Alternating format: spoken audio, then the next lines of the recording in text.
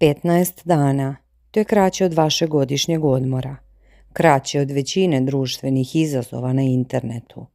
Ali upravo tih 15 dana, prema rečima mnogih teologa i najstrožnijih pravoslavnih kalendara, nosi težinu i strogost koja se po pravilima meri sa najdužim, najtežim postom u godini, velikim uskršnjim postom, koji traje više od 40 dana. Kako je moguće da se tako kratak period smatra jednim od najzahtevnijih duhovnih podviga? Zašto se meso, mlijeko, jaja, pa čak i ulje i vino u pojedinim danima nalaze na listi zabrane?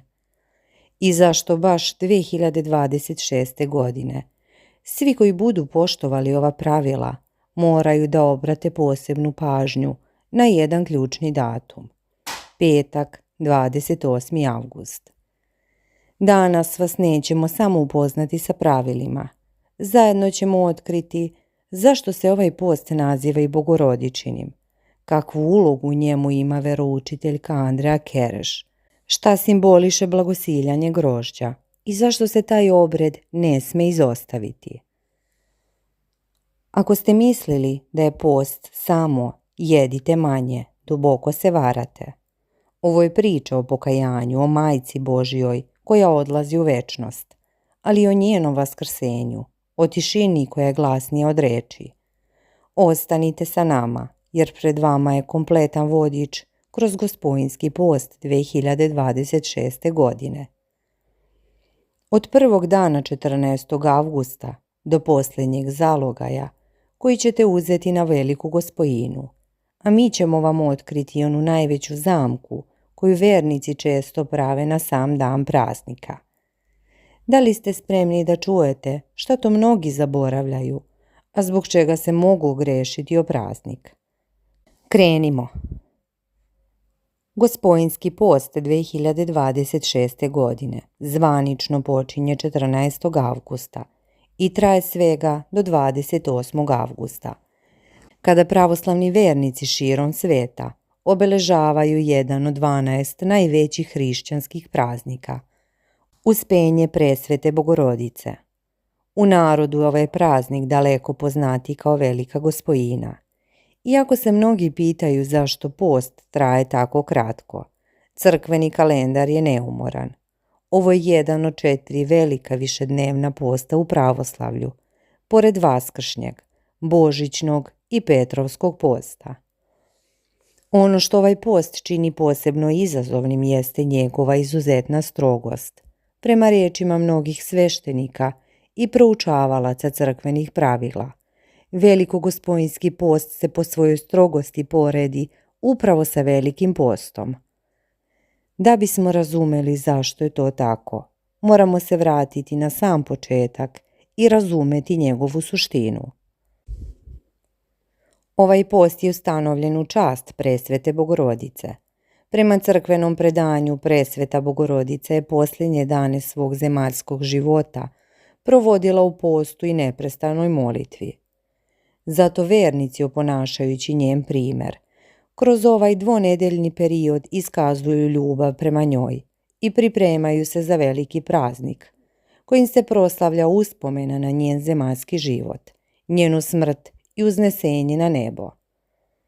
Zato se ovaj post u narodu često naziva i bogorodičinim ili uspenskim postom.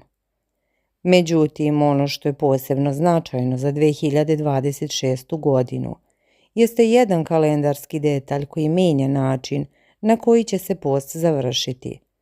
Naime, Gospodinjski post 2026. godine počinje u petak.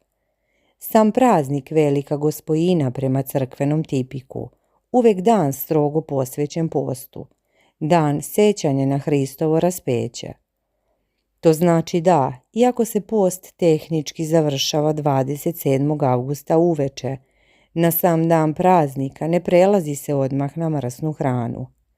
Zbog velikog praznika postoji razrešenje, pa je dozvoljena riba, kao i hrana pripremljena na ulju, kao i vino, ali meso, mlijeko, mlečni proizvodi i jaja i dalje nisu na stolu. Potpuno razrešenje posta za one koji ga drže po svim pravilima nastupa tek 29. avgusta. Kada su u pitanju pravila pripreme, ona su izuzetno stroga i precizno određena crkvenim tipikom. Od ponedeljka do petka jede se postna hrana pripremljena na vodi, bez upotrebe ulja i vina. Ovo se u narodu često naziva post na vodi. Subotom i nedeljom dolazi do blagog razrešenja. Dozvoljeni su ulje i vino. Međutim, čak ni tada nema mesta ribi, mesu ili mlečnim proizvodima. Jedini dan u toku celog Gospojinskog posta kada je riba dozvoljena jeste praznik Preobraženja Gospodnjeg, koji se obeležava 19. avgusta.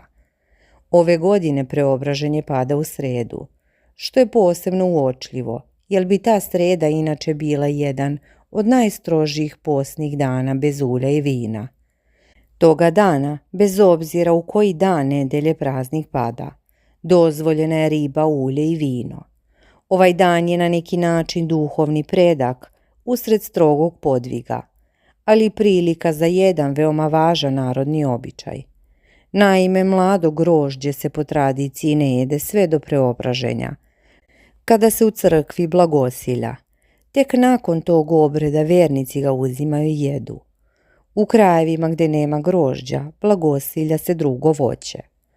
Ovaj običaj podsjeća na zahvalnost Bogu za plodove zemlje i na duhovnu promjenu koju praznik simboliše.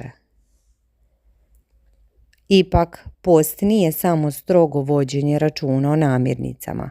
Veroučiteljka Andreja Kereš, koja je svojim pratiocima na društvenim mrežama podelila praktičan vodič kroz ovaj post, ističe da je njegov smisao mnogo dublji. U svojoj objavi na Instagramu ona posebno naglašava da Gospojinski post ima poseban karakter i da ga ne bi trebalo doživljavati kao teret, već kao izraz ljubavi prema presvetoj Bogorodici. Ona podsjeća da Gospojinski post traje od 14. do 28. avgusta i završava se praznikom Uspenja presvete Bogorodice. Postimo u njenu čast, sa ljubavlju prema njoj, koja se neprestano moli za nas. Andreja ističe jednu činjenicu koja mnogima može biti dodatni postreg.